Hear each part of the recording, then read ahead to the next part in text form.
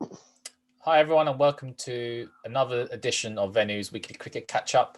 We've got Fizan with me again. How are you doing, Fizan? I'm good, thank you. I'm good. Apologies to everyone for the glasses. I look a bit strange, but they're my blue light filter glasses. So I've been getting some headaches during the day. So I thought that'd help with my looking at lots of screens today. So hopefully they'll help. Maybe watching too much cricket, Fizan, potentially. Yeah, literally. Yesterday I was up until I think nearly 2 a.m. watching the Australia-India Test match, and I've been up watching, which we'll go over, the other Test matches like Pakistan, New Zealand, etc. So, yeah, probably watching too much cricket to be honest with you, and not enough playing it. But obviously with lockdown, I'm not able to play any. So yeah. But at least keeping occupied. There's nothing better than spending the whole day watching cricket on the sofa. Yeah, With your favorite snacks. It's the best. But it'd be nice at the crowds, but it is what it is.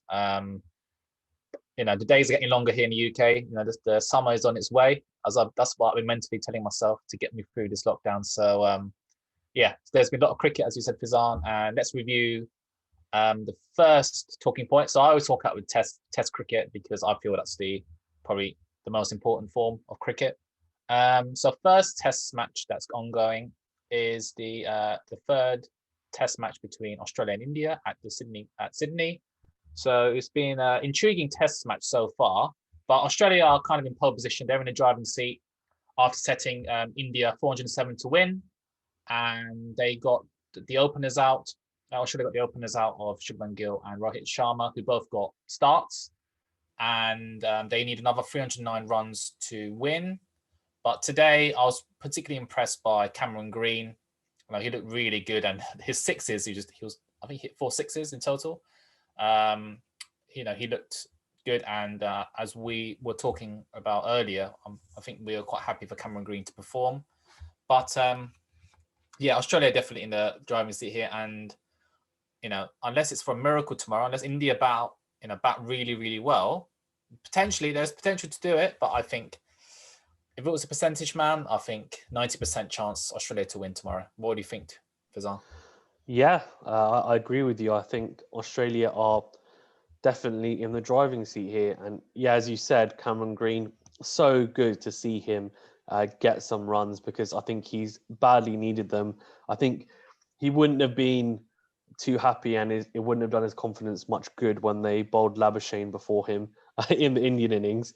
And but he got a chance here, obviously, with the bat again, and he is clearly one for the future and a massive prospect. There are question marks around him. I think if he hadn't performed in this Test match, he may have been dropped just to kind of go back to domestic cricket and just work on it. And that would have picked him again. It's just, maybe it was a little bit too early for him.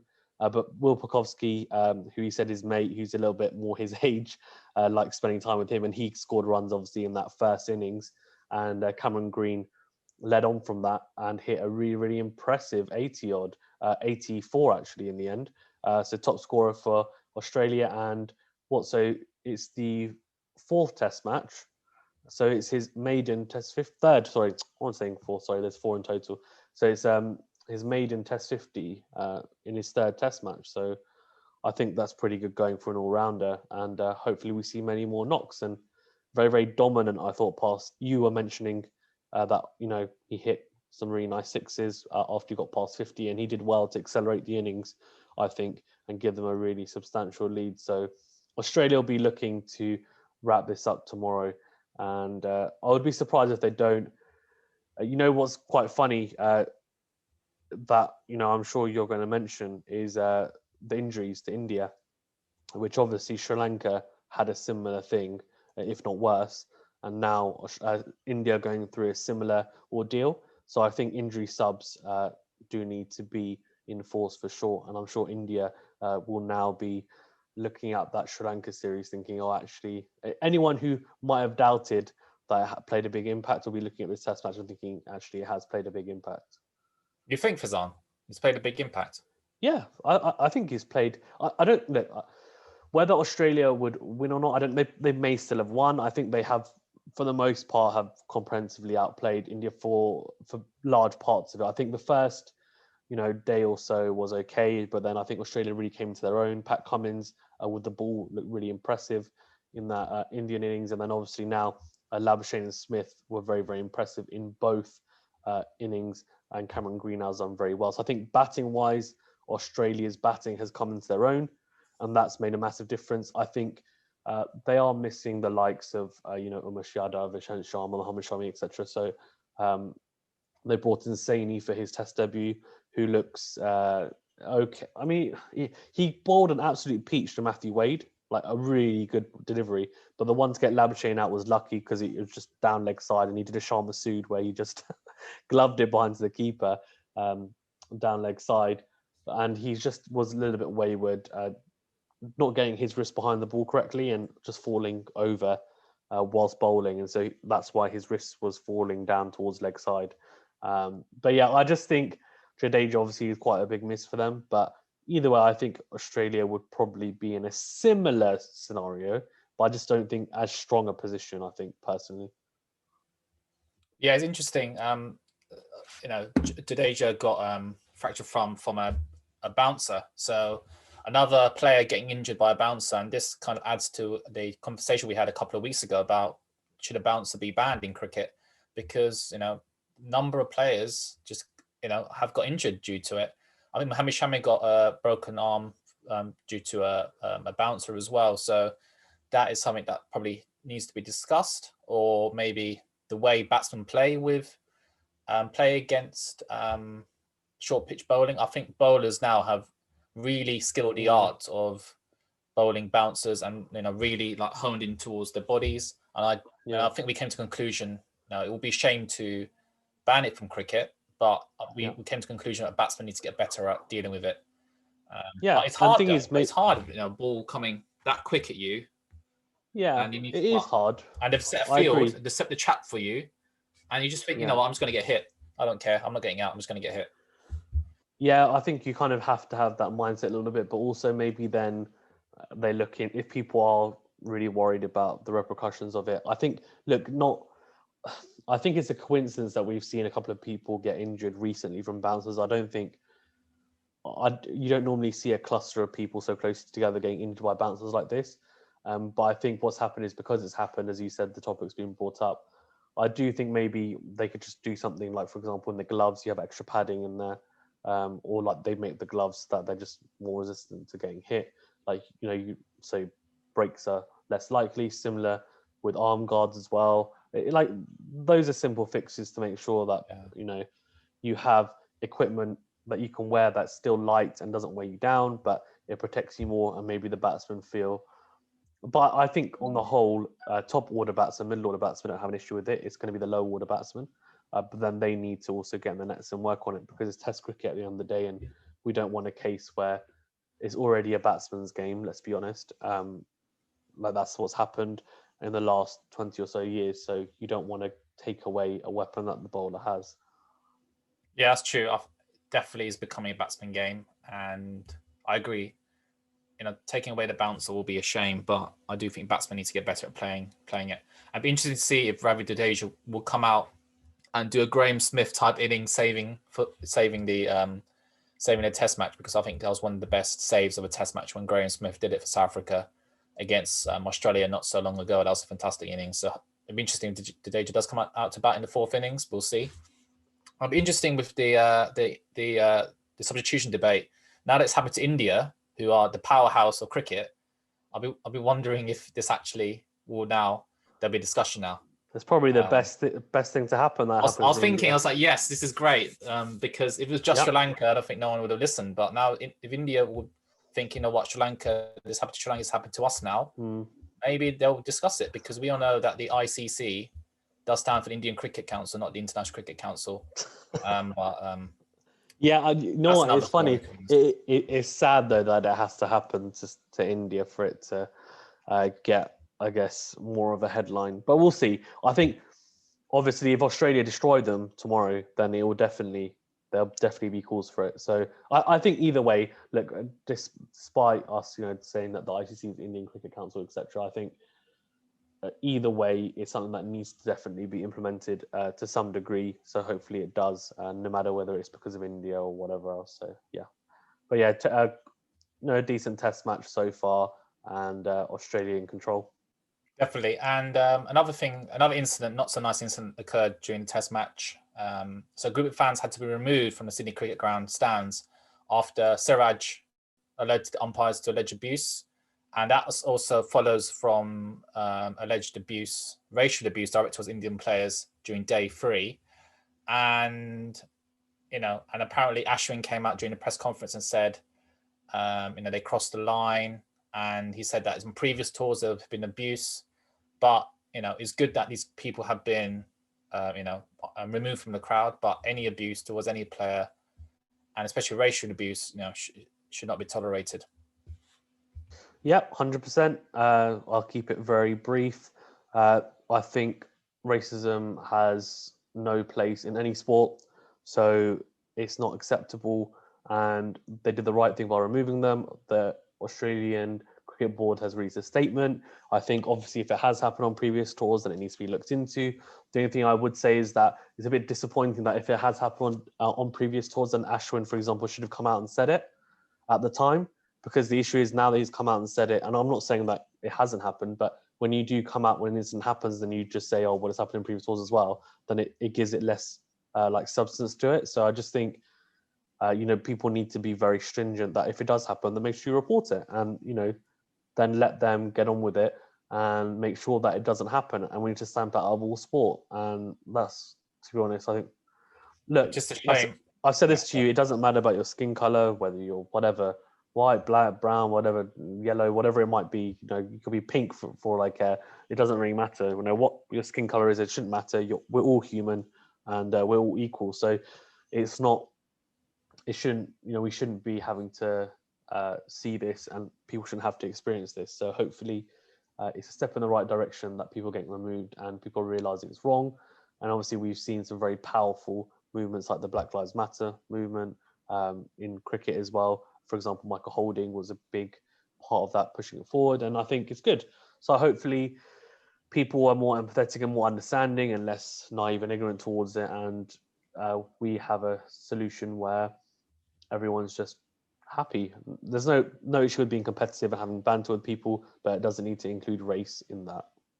Yeah, agreed. And just to add, it's just, it's such a shame because probably just one or two people in the crowd, just a tiny minority, and I'm sure the majority are, just are absolutely fine and have the right attitude, but just a tiny minority that are kind of, souring, the series, which is and it's been being dealt with, which is good.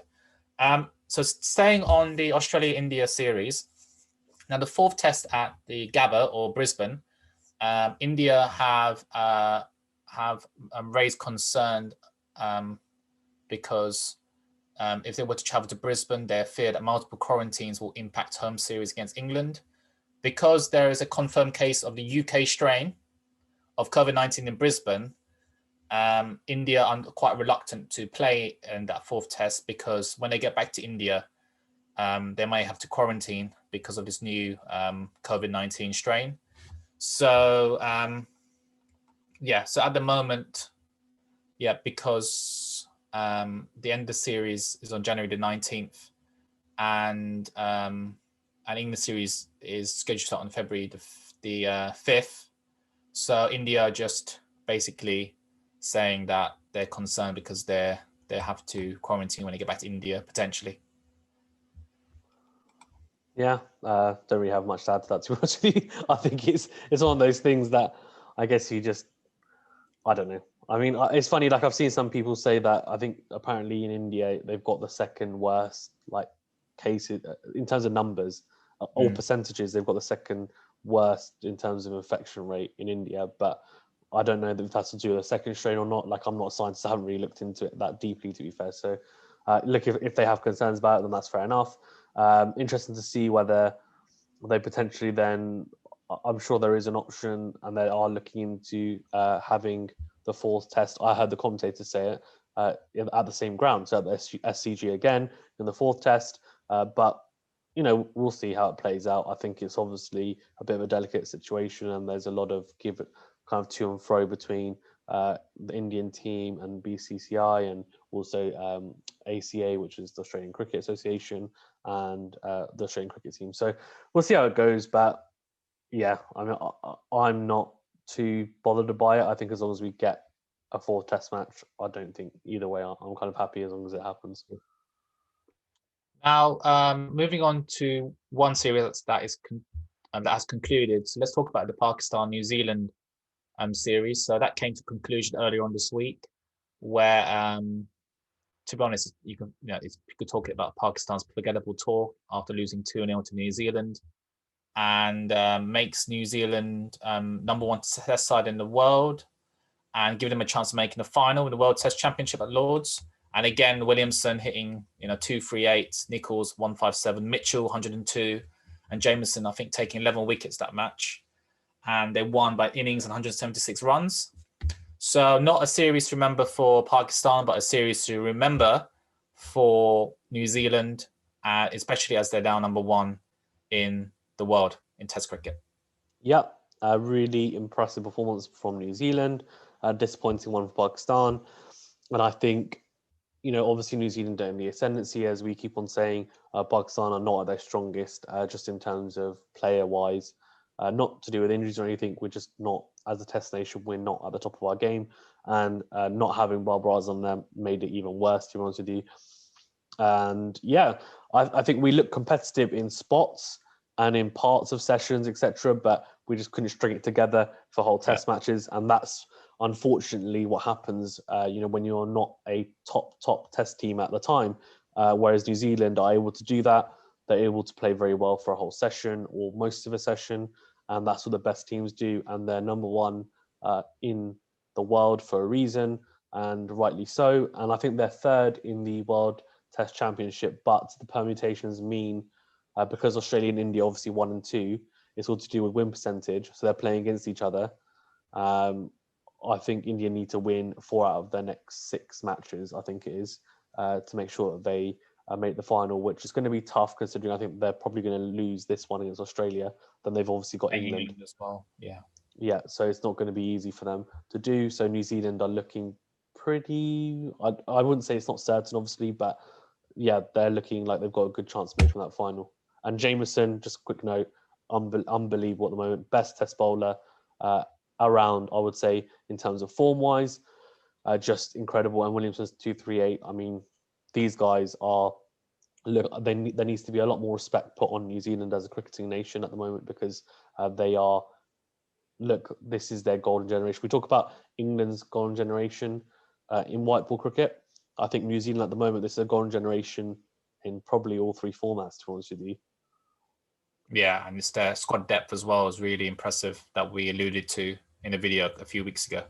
So that's the Pakistan-New Zealand series wrapped up. Let's quickly move on to the South Africa-Sri Lanka series that also came to an end, where South Africa sealed victory and a 2-0 series sweep, despite the Sri Lanka captain's Karunaratne's battling 100. So Sri Lanka lost last 6 wickets for 35 runs before, I think, setting South Africa 67 to win in the 4th innings. And it was come to win in the end, just like the first inning. So quite a convincing series for South Africa.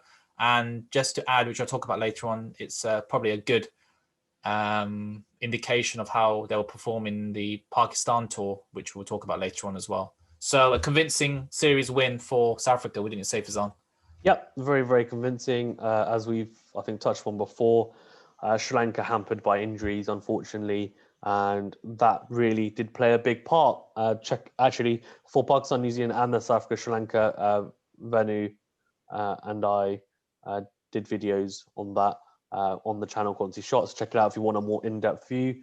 Venu spoke very well on, I think, Sri Lanka. Unfortunately, in the second Test match, they didn't play particularly well, even though they had a full 11, but they obviously missing a few key players.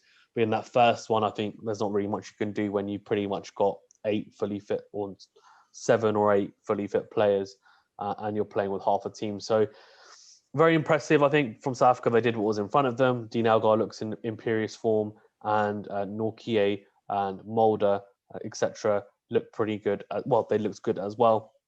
But I don't think Sri Lanka will be looking at it and thinking and being too harsh on themselves. I think Mickey Arthur will pick them up and say, look, we've got a strong full strength side, for that England tour. So yeah, I just think it's one of those things where circumstances played a big part in the series, but an impressive win in the end, on paper anyway, for South Africa. Yeah, that's for sure. Well said, Fazan. Now, another test series that's coming up is the England tour of Sri Lanka, so 2-match series. So the first test match against in Gaul starts on January the 14th, which I believe is the Thursday. And England are thinking about a third spin option, considering to add to Best and Leach, considering Moeen Ali has been ruled out of the first test that has been confirmed after he was tested positive for COVID. And so they're looking at Mason Crane, Matt Parkinson, and Amar Verdi are with the squad as reserves, and looking at one of them potentially to play as a third spin option. So I'm really looking forward to the series. And considering England, when they last played against Sri Lanka, they won 3-0, a clean series sweep, and they did field 3 spinners as they did in that series 3 years ago in 2018. So, yeah. Well, what do you think about that, Fazan? I'd be surprised if I read what you said about them fielding 3 frontline spinners in 2018. I'd be surprised if they do that in this tour. If I'm honest with you, I think they'll definitely go with 2. But obviously, Moeen Ali is injured as well. I think that's a big blow, not just for himself, but for England, because the reason I say that is, one, I don't think they would have picked him being 33 if they weren't going to start with him. So obviously they picked him because they wanted to play him. So being ruled out that first test is a big miss. But also, his form in terms of playing in the subcontinent is quite good as a spinner. And batting-wise, he hasn't been terrible as well. He's been pretty decent and solid. So they'll be looking forward to hopefully having him back in the second test and then for India. But all of that also will hinge on how well Dom Bess and I think Jack Leach is who they'll go with. Those two for the first test will perform, because if I'm being honest with you, Dom Bess has performed, kind of up and down, I think, in English conditions. But I do think Sri Lanka, the pitches will be very helpful for spinners. I think the only issue that I have with Dom Bess is he can be a little bit one-dimensional, and because he doesn't have that variation as a spinner, and maybe hasn't developed it as of yet because he's still quite young. It's going to be a case of can he trick the Sri Lankan batsmen how top spinners can, and Sri Lanka as a nation, India, Pakistan, Bangladesh, they can all play spin pretty well because of subcontinent and are known for playing spin strongly. I think Jack Leach did well in 2018, so I think he'll do a decent job. But Dom Bess, there'll be a lot of pressure on him to perform well because he'll have to bowl a lot of overs. So I think that's a make or break point for England, I think, in that first test. Because, it's funny, you normally have, he's used to playing a role where he bowls a containing role at one end, and then the seamers on the other end getting wickets. But in this case, it'll be the other way around. The seamers will most likely be playing that containing role, and if they're lucky, they'll pick up a couple of wickets, but there'll be an onus on him to pick up wickets. And you don't really see him as that type of bowler who's going to be very attacking and is a very big wicket-taking threat. So let's see. This could be a make or break or turning moment for him. Or it could just be a case of it's a little bit too early and, he'll come back and he'll work on it. And I'm sure maybe won't see him as much in the subcontinent for a little bit of time. But either way, I think it's a good experience for him. Yeah, agree. I like the phrase turning moment for him, especially he turns the ball as well. So, in the cricketing sense, it is a turning moment for him. So we'll see about the series. And sticking to this series, England do have a selection headache in terms of who's going to wicket keep for them, as they've got the selection headache of who they're going to choose to keep behind the wicket between Ben Foakes, Jos Buttler, and Johnny Bairstow. So at the moment, Buttler has possession of the gloves, considering he hit 152 in his previous test innings. But Ben Foakes has rated, I believe, I'm not biased because I'm a Surrey fan. He has been rated by others as one of the best keepers in the world. So it'll be interesting to see if they're going to let Ben Foakes to wicket keep. And it's interesting because if you do let Ben Foakes wicket keep, then that doesn't let Buttler to practice his wicket keeping in subcontinent conditions ahead of the India series. So I think England management are looking at this as a warm up against India because they don't see Sri Lanka as a like a formidable side. Considering they've rested Stokes and Archer does tell a story. But it's interesting. We'll see what will happen. But I do think Foakes needs to be wicket keeper. And to be honest, I don't know why he's not in England side. What has he done wrong? And Buttler has had he's redeemed himself this summer, and it'd be interesting to see if Bairstow could do the same this series. And I hope Foakes does make a case for himself again. Yeah, the omissions of Archer and Stokes have left a couple of gaps, and obviously Rory Burns being on paternity leave. Look, I mean, Ben Foakes, you make a really good point. He hasn't done anything wrong. I just think it's a case of because Buttler they see as being so formidable and so threatening with the bat, they pick him over Ben Foakes, not because of his glovesman work or glovesmanship even. It's more to do with his batting. He's seen as being more imperious with the bat. But I think Ben Foakes, for me, if he's going to play, he has to keep, but he won't keep because they've already said he's not going to. So he won't keep, at least for the Sri Lanka series, unless there's a big turnaround in their mentality, in the next couple of days. But I think I think Josh Buttler is being rested for 2, if I'm not mistaken, for the back end of that India series. So of the Test series even. So that's when Ben Foakes will probably keep. Johnny Bairstow for me is the worst out of the 3 in terms of wicket keeping. He's not terrible, but I just don't think he's as good as Josh Buttler and Ben Foakes. But Foakes is by far the superior glovesman, and it doesn't make any sense to me because if you're going to have him in the team, Ben Foakes, then surely you utilise his abilities the best you can. And I think Butler's average as a specialist batsman is slightly better anyway than as a wicketkeeper batsman. So you then play to both strengths. But look, I don't know. It's obviously something that they have looked into and they want to put faith in Josh Buttler. But look, I think what will happen is they'll play Zach Crawley and Dom Sibley opening, Bairstow at 3. Yeah. And then Joe Root at 4. And then probably they might chuck in someone like Dan Lawrence. Otherwise, hopefully they'll put in Ben Foakes in there, which they should do with Josh Buttler. And Sam Curran will be at 7, I think, probably. And then they'll have, your 2 spinners and then maybe someone like, I'll assume Anderson and Wood. I don't think they'll play Anderson Broad both in the first test, but we'll see. We'll see what happens. Yeah. But obviously spin options are the big thing and the most important thing in Sri Lanka. So we'll see how it goes. But yeah, for me, Ben Foakes needs to be keeping, but he won't, unfortunately. Yeah, I agree with you, Fizan. So that's kind of the Test series kind of wrapped up. Let's move on to a franchise cricket now. So the Big Bash League in particular. So the ever reliable Dan Christian, his fireworks in batting. He took Sydney Sixers to victory and back to the top spot of the league. And so a good performance by Christian for the Sixers, and also a great bowling display by Carlos Brathwaite as well. And yeah, just a masterclass in finishing by Dan Christian. And he's a quality player, isn't he, Fizan? Yeah, he's quality. I mean, obviously he plays for Notts here in the UK, and he does a really good job. I think captained them in the T20 Blast for Nottinghamshire, and he's just a very good player, a very good bat, and he can give a little bit with the ball as well. So I think he's a very experienced campaigner now and showing, his class in the Big Bash so far. Chris Lynn, obviously, I could see he scored 56, and he's hits fireworks as well. Nice to see Jake Ball get some wickets from England as well. So good to see some familiar faces playing well and making a decent, I'm sure they're making some decent money from it as well, at a high standard and getting some experience in different conditions.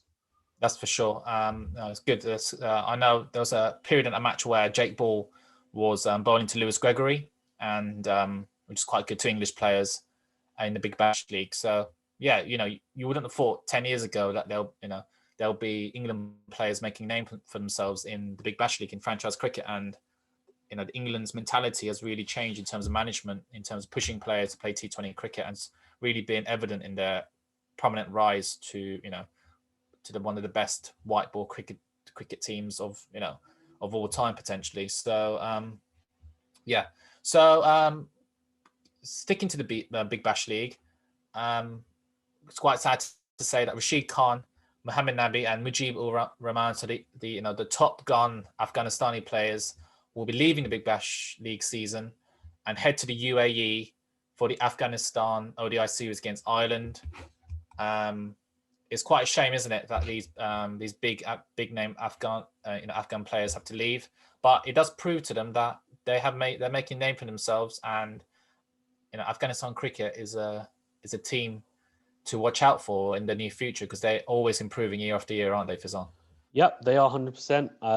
I think they are going to have the official tag of dark horses in the World T20 in India, because they've got those three spinners.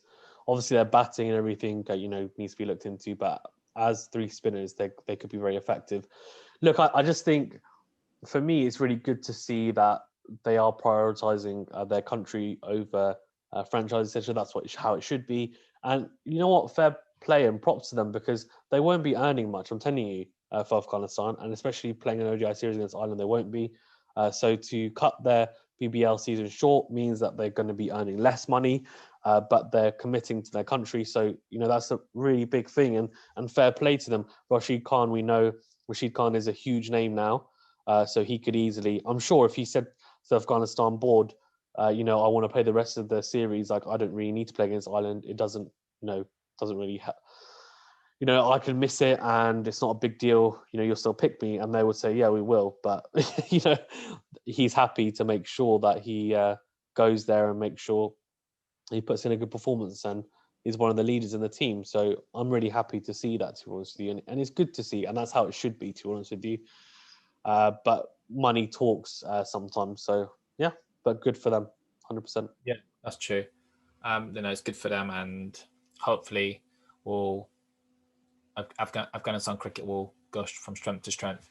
Now, talking about that series, Ireland against Afghanistan in UAE, another COVID-19 case within the UAE camp has pushed the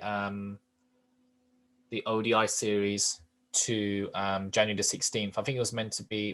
The first ODI was meant to occur today, but it's actually been moved to January 16th. So hopefully the series goes ahead, because Ireland against Afghanistan will be quite a good series to watch. So hopefully that goes ahead.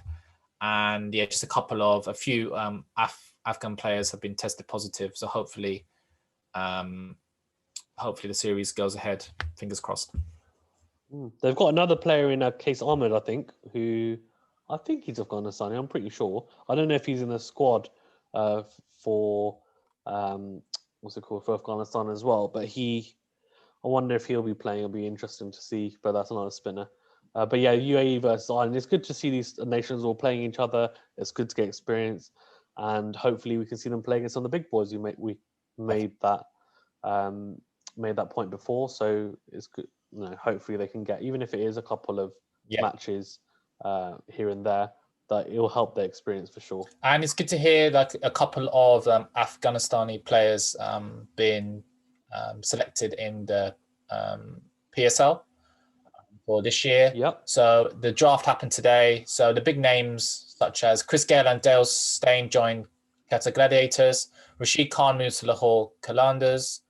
And it's really good to see some top players playing in the PSL.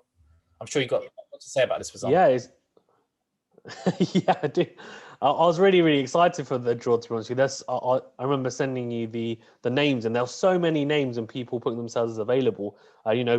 We obviously are very familiar with a lot of the English names and also the Sri Lankan names. Really interesting to see that Dawood Mlandon get picked up. So he was in the platinum category, which is the highest category. Obviously, the number one T20 batsman. So really, really surprising, to be honest with you. I'm surprised. Maybe it's because potentially he can't play the whole tournament. That might be a reason why they might not have picked him, potentially. But yeah, I mean, obviously, just to quickly, like Alex Hale's obviously playing, Reece Topley, who people will be aware of, Lewis Gregory, Mujib Rahman for Afghanistan, who's a quality player. Obviously, Bob Razum and all those Pakistani players. I don't need to go into that. But Dan Christian's playing in it. Mohammad Nabi's playing in it as well, who we mentioned. So Rashid Khan you've mentioned as well. So yeah, some top players, Imran Tahir, James Vincent, Adam Lyth, who people will be familiar with from the UK, and Saqib Mahmood coming back, which is nice to see. And David Miller, who I know you're a big fan of, Venu, and Tom Banton. That's going to be interesting to see him playing in the PSL, because it's not going to, it's good. The reason why I say it's good as well is because a lot of these England players coming in who are younger, it's good experience for them to play against spin in these conditions, but also there will be good fast bowling on hand, because Pakistan are not short of fast bowlers. So I think it's just good experience for them to be playing, and I'm sure they'll learn from it and improve. But I'm really happy, to be honest, that there were so many people available. Bit surprised with some of the selections, like Kusu Pereira. Venu, you're a big fan of him. I'm surprised he didn't get picked. He was in the goals category, which I thought he should have been a bit higher. But look, I just think it's great that there's a lot of players are willing and wanting to come and play, because obviously it's in Pakistan now as well. So cricket is officially now back in Pakistan, and we're getting some big names in. So hopefully it'll be a good tournament. Yeah, that's for sure. And when does it start, Fizan? So it starts in February. So I think it's late February 20th or 21st, if I'm not mistaken. Hopefully, so not too long. Hopefully, it'll be live on TV for us to watch in the UK. Yeah, fingers crossed. I'm sure it'll be. Last time it was on YouTube, actually. So yeah, we'll keep you updated, guys. But yeah, I'm sure it'll be free to air somewhere. Looking forward to that. Some more cricket to look forward to during lockdown, that's for sure. And another series going ahead, which I'm looking forward to, is the West Indies tour of Bangladesh. So the West Indies have just landed in Dhaka, and the Bangladesh Cricket Board are making extensive bubble plans just to make sure COVID-19 doesn't, no cases and doesn't spread and doesn't put the series into jeopardy. So they want to make it as safe as possible. And it's quite a shame for this series, because there's quite a number of West Indies players that aren't available for this series, which is a big shame, really, because you want your best team playing. So I'm looking at the fixtures. So there's a tour match that's on 18th of January, and the first ODI is the 20th of January. So there's 3 ODIs, and the first test, there's 2 test matches, first test on 3rd of February. So more test cricket in February, which is good. I'm really looking forward to the series. I think there will be quite equally matched sides, wouldn't you agree, Fizan? Yeah, it's very weird that West Indies, you said, like, they're not doing. Their squad is very, very weak, extremely weak. And I don't know whether it's because of they've now had there's like a political unrest between the team and the board again, or people just not making themselves unavailable because of COVID. I think actually a lot of players are saying they don't want to travel because of COVID, which is a bit strange considering that a lot of them are going to play franchise cricket. So I don't know, but anyway, I'm not too clued up on the West Indies team at the moment, to be fair. But look, I love watching the West Indies play. I love watching Bangladesh play. They both are 2 really exciting nations to watch. So it's a shame they're not going to be both at their full strength. But I would pick, obviously, Bangladesh to be favourites because they're at home. So I think especially in the Test series, it's going to be telling. But we'll see how it goes. Also, worth noting, it's quite interesting there's no T20s, because obviously the T20 World Cup's later this year. So I would have expected them to add on 2 maybe T20s. But I wouldn't have had it instead of 2 Test matches, of course, because for me, that, as you said, that's the most important form of the game. But it'll be a good series to watch, I'm sure. Yeah, I'm looking forward to that series. Now, you may have heard this, Fizan. Well, it's quite funny that they got caught, but Shane Warne and Warne Symonds were caught making derogatory remarks about their fellow countryman, Marnus Labuschagne. And one of the Cricket Australia's broadcast partners issued apologies for the comments, but quite silly for both ex-Australian players making fun of their own, which is quite silly, to be honest. Well, it's one of those things that they probably said it in a tongue-in-cheek way, but you have to be so careful when you're on air. And I think Andrew Symonds said something like he basically insinuated that he's got ADD, like attention deficiency disorder. Sorry, even my assumption, because he is a bit like twitchy, like he is very much like full of energy, right? But obviously he doesn't know that, so that's a bit. It's not very empathetic, I think, to someone. He needs to be very careful. It's not sensitive to people who do have it as well. So I think you've got to be careful. And also, I think Shane Warne said something like he should be bowling, but he said he like mimicked his batting, didn't he, and said it was stupid or something, or there were some expletives in there, which obviously I'm not going to repeat. But yeah, just just silly, just really, really silly. And look, I mean, it's their fellow countrymen, as you said. So unless like maybe they've got that kind of joking nature with Warne Symonds, maybe they know him on a personal basis. Who knows? But either way, if you're on air, like you can't do it because it affects people, and people were listening to. I think it was live on like YouTube or something. So they were broadcasting it, and everyone heard it. No, I think they weren't on, but they were still recording when they were, talking about it. Like they weren't on live, but they were still recording. So yeah, just got to be careful nowadays. So just a piece of good news here for Sri Lanka cricket, especially. So Alika Dhananjaya, who the spin bowler, has been cleared to bowl international cricket. So he was banned for a year in 2019, and he was cleared by a panel, the ICC panel, that viewed the footage of his new action. And that's good news for Sri Lanka, isn't it, Fazan?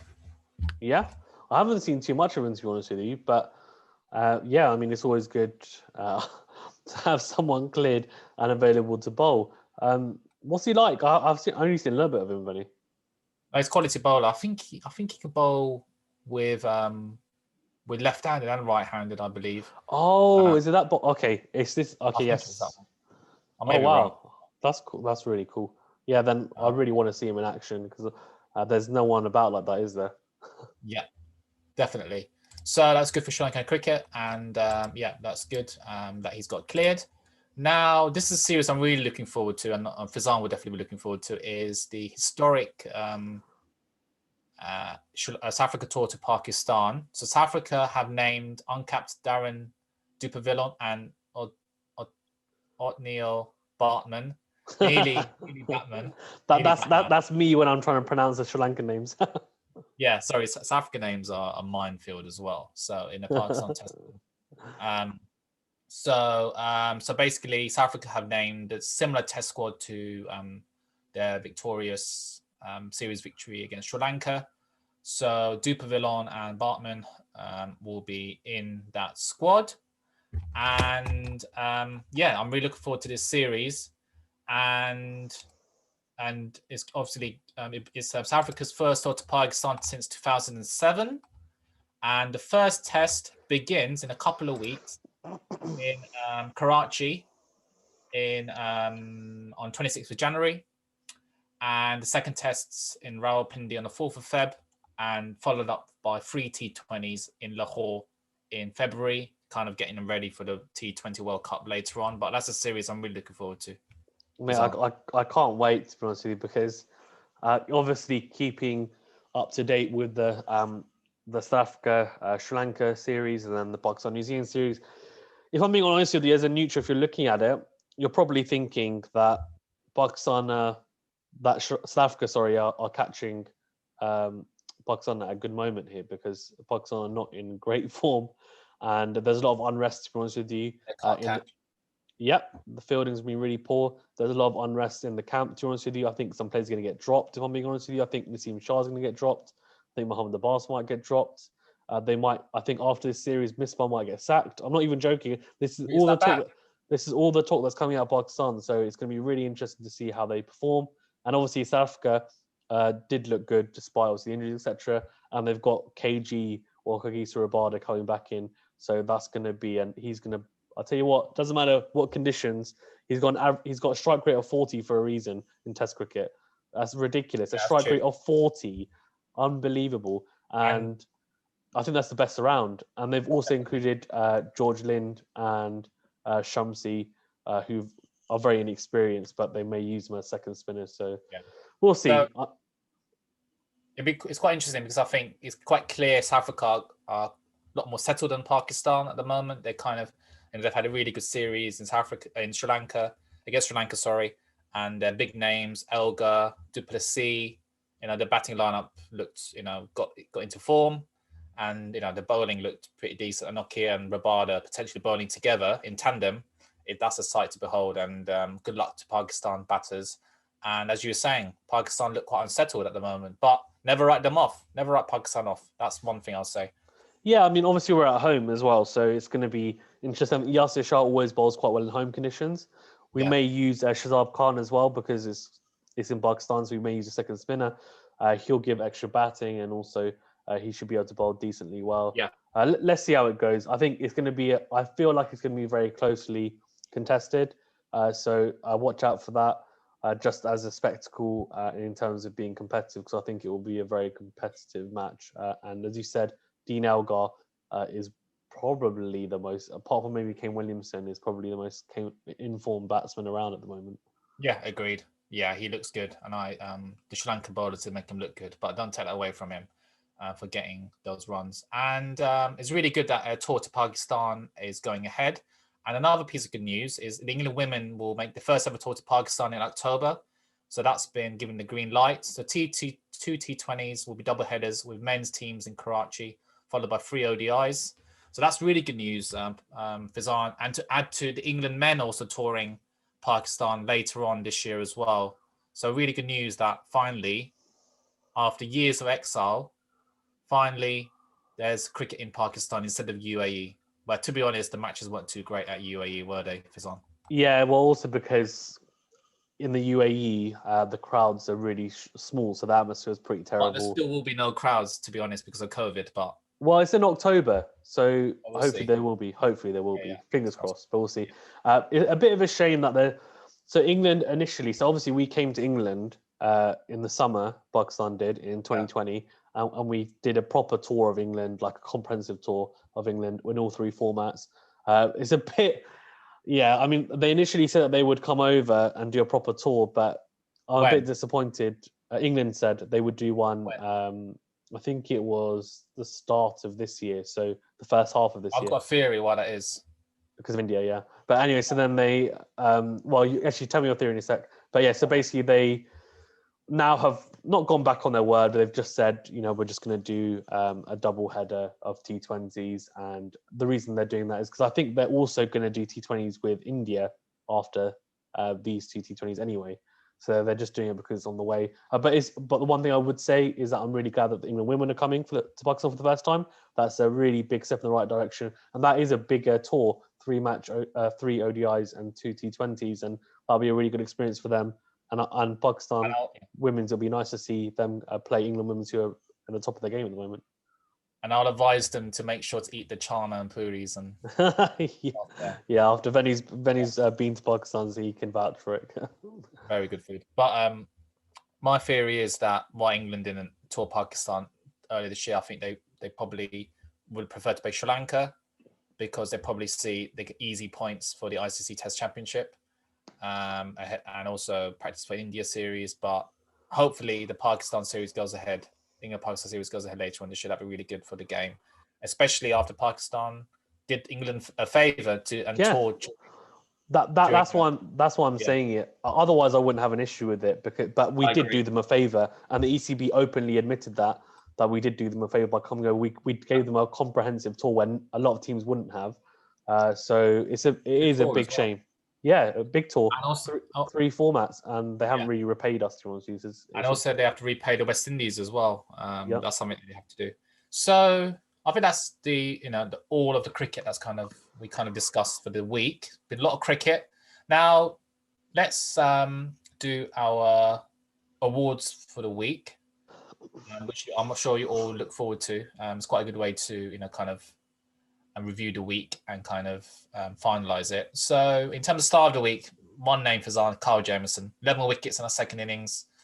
He looks in prolific form and the player to watch out for this year. Yeah, I think Williamson. The only other player I was going to say is maybe Williamson. But I'll pick a bowler.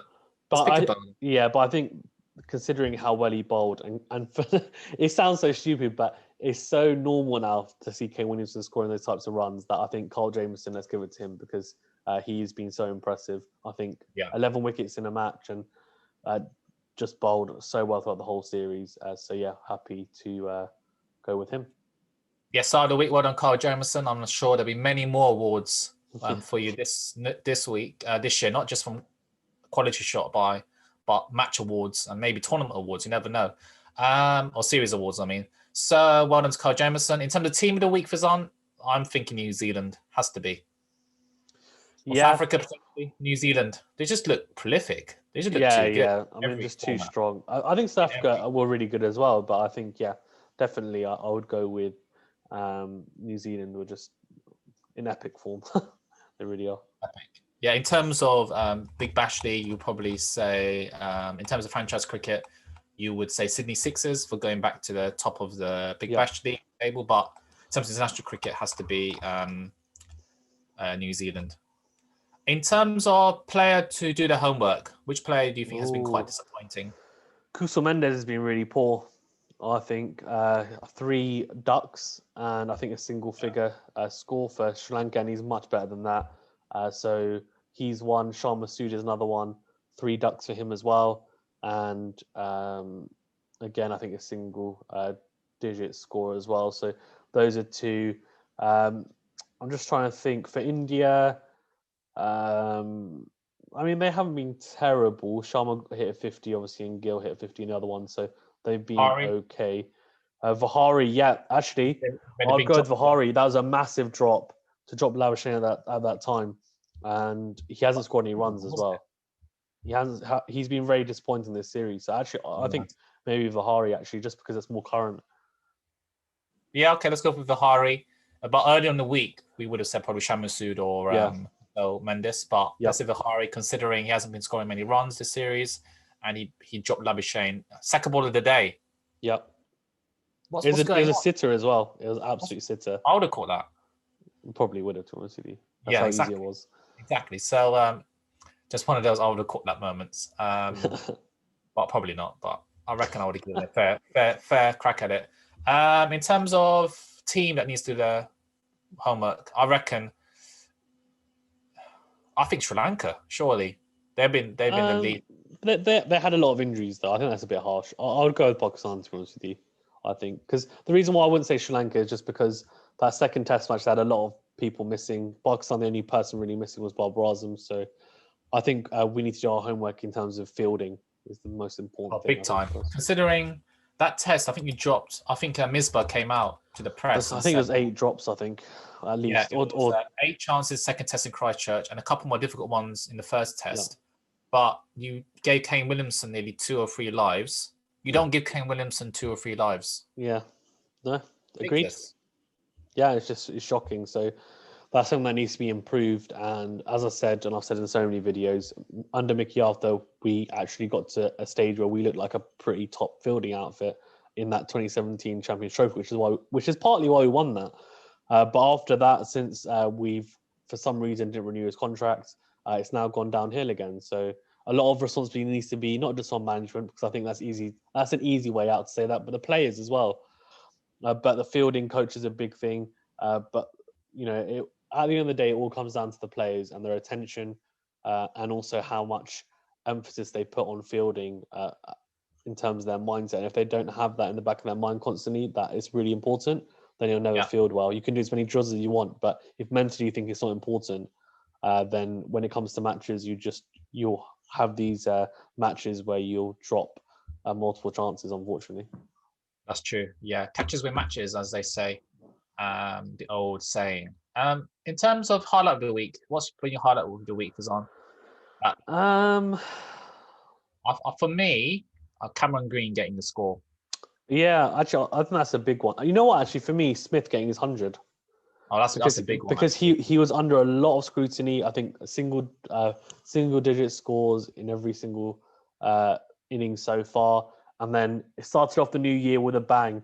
And just like how you would expect him to start it off if he was in good form, with a big 100, making a point and shutting up the doubters, really, and fair enough to him.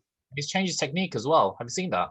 His feet are kind of changes footwork a bit, but so his feet are like pointed towards each other, but when the batsman then runs in, he does straighten them up. Exactly. But I think it's more of like a fidgety movement where he's trying to make sure his feet are moving. So a lot of people, I have this thing when I bat where I basically you would have seen it because you've netted with me, but like where I'll like bend my back 3 times, and I'll like just to get myself up and down so that I'm moving, and that's for me, it's a movement thing, so that I'm ready to move. For him, he's got he's got something like that, but he's got like 5 different things that he does that are all intricate things. I hate watching him. I hate watching him play. Oh no, he's all right though. He's the most important thing to watch for anyone watching as a cricketer is so Labuschagne to watch looks a lot better, to be fair, because of the way he plays a lot more with a straight bat down the ground. His point of contact, if you watch the Test match, was a lot more forward than Steve Smith. So he has a bigger stride towards the ball, Labuschagne. Steve Smith, as Venu's saying, he doesn't look particularly good to watch to some people. But if you watch the fundamentals, and when I say fundamentals, I don't mean feet, I mean his eyes. So his head is always still. He's always in line with the ball. And so his body shape's always making sure that he's in line playing straight. And so if you watch replays of him, which I'm sure you guys have watching a Test match, for example, both his feet might be behind the crease line, which sometimes you'd expect someone to get forward to if it's a fuller delivery. But if you watch his bat, it's always straight. His head, he's always straight as well. It's always still. And he watches the ball right until the last second, similar to someone like Kane Williamson. But except with Kane Williamson, it's more traditional in terms of getting his feet forward, like Labuschagne does. But Steve Smith doesn't do that, which is why it looks a bit strange, because sometimes they play back foot when most players, 99% of players will play forward. But actually, the most important thing is your head and your hands being in the right position, and it is. So, to be honest with you, it isn't the most aesthetically pleasing to the eye in terms of a traditional sense, but in terms of mechanically how it works, it's perfect and it works for him. So he's a genius, really, and it's effective, right? But it's interesting because him and Labuschagne both scored runs, but they scored it in different ways in terms of their technically how they scored. So intriguing, and I love watching them both bat because they complement each other really well. Yeah, they're like Sangakkara and Jeapoardy of the Sri Lanka. Yeah, they are golden days. But yeah, they were solid, one of the best 3 and 4s going, and that's cricket at the moment. So that's the highlight of the week. Fail of the week, probably the Harry's drop. Yeah, I think that has to be that. That was a terrible drop. It's hard to think of anything else, to be honest with you. I think can't. There must be no fail. That's it. Okay. So sorry, Bahari, you've got that award. He's got 2 awards and they're both terrible. What was the other one? He got the person needs to do their homework. Okay, fair enough. I'm sorry, Bahari. Hopefully you don't get this again. Now, in terms of what are you looking forward to for this upcoming week? A lot of cricket going on. The 5th day of the Australia Test match, India Test match. Will be done today or later on this evening. Trying to think, when's the 4th Test match? It's in a bit of time, I think. Hey, I'm looking forward to the Sri Lanka England. The Sri Lanka England, I'm looking forward to. That's what I'm looking forward to. First Test starts on Thursday. That's mine. Yes, so that starts on Thursday. I'm really looking forward to that, to be honest with you. So the final and 4th Test match for Australia-India starts on Friday, and the first Sri Lanka-England match, as you said, starts on Thursday at 4:30 in the morning. Right. So you can wake up and have that on in the background while you're working, guys. Early anyway, so that's ideal for me. Yeah, it'll be quality. I'm really looking forward to it because I do think people are sleeping on Sri Lanka, and I think it's going to be a very competitive series and more competitive than people think. But let's see. If England do win comprehensively, I think it makes a statement because I don't think this is an easy task for them. Yeah, I don't think it's going to be, and I think a lot of England fans are thinking it's going to be easy, but don't write Sri Lanka off at home conditions. I know they won 3-0 last time, but Sri Lanka will always have a surprise up their sleeves, and they showed in the South Africa series the first day they are competitive. So we'll see. I think it'll be a good series to watch, and I'm tempted to have it on in the background whilst I'm teaching my lessons potentially. But we might have to. Maybe we'll do a live. Maybe we'll try and do a live where we're kind of watching it in the background and we can discuss it and have people on potentially commenting. We'll see if there's enough interest potentially. I'll see. And maybe we can do that. Yeah, I think that'd be quite cool to do. The 3rd day will be on Saturday and the 4th day will be on a Sunday. Hopefully it goes to the 3rd and 4th day. So I'm sure it will. It'll definitely go to the 3rd day. And it might wrap up on the 4th day, but I doubt it. Normally in the subcontinent, unless someone gets absolutely skittled from the spinners, which, I mean, Hasaranga's good and so's Leach and so's Best, but I don't think they're the top, elite spinners. So I can see quite a few runs being scored. But let's see. Looking forward to that series. Yeah, be good that cricket's on. It's keeping us busy during lockdown, that's for sure. And I think that's all the awards, Fizan. Wouldn't you agree? Yep. Yeah, that's all from me. Yeah, and all from me as well. So thank you for watching Venu's Weekly Cricket Catch Up. Thank you, Fizan, for joining me this week, and pleasure as Thanks for always. having me on. Yep. And if you do like what you've watched and what you've listened to, do like the video and also subscribe to Fizan's Quality Shot channel, where you can see his reviews on other sports, especially in boxing at the moment. But yeah, thank you for watching and hope to see you all next week. Bye for now.